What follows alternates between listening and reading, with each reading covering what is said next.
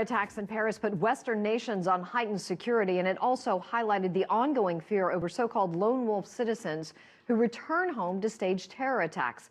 And joining us from Boston to discuss this week's attacks is Max Abrahms. And Max is a Northeastern University professor and member of the independent think tank, the Council on Foreign Relations. And Max, welcome to the program. Thank you for joining us.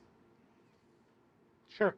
We know the two suspects were actually known to law enforcement officials. How did they actually build the connections and launch these attacks without law enforcement catching on?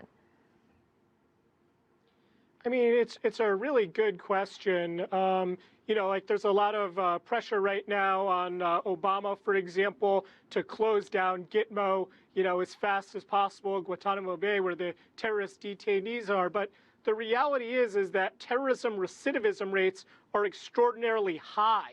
So once somebody has blood on their hands or is associated with a terrorist group, just as a statistical matter, when they're incarcerated and then released, the likelihood of their returning to terrorism is extraordinarily high. And indeed, most of the main terrorist groups that we're fighting against today are comprised of terrorist recidivists. And that's true within Islamic State, and it's true among these perpetrators as well. The Kouachi brothers were both, under surveillance. They both had problems with the law, and frankly, they should have been in prison. Right. Max, the attacks also have renewed a debate on these government metadata collection programs like the one we have in the United States, the NSA program. How effective are they?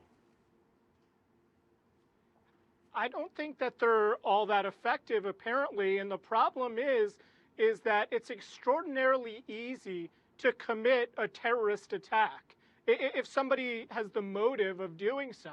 And so it's impossible for authorities to keep an eye on everybody who has that capability. In the case of the Kouachi brothers, they were saying that in order to have 24/7 surveillance on either of these guys, they would have needed 20 cops per person. And so no government, no matter how dedicated, has the resources to police everybody.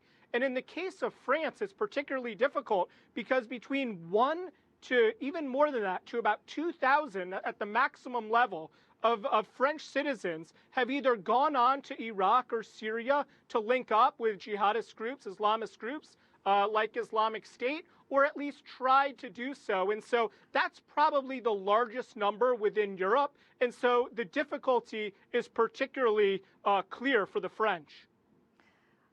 Thanks, Max. What about Highend Boumedienne? We know that she has been linked, the female woman who is at large and linked to the kosher market standoff and killing there. Let's talk about her training and the fact that she was believed to be back in Syria and then back in the West. How fearful are the French of the female jihadists?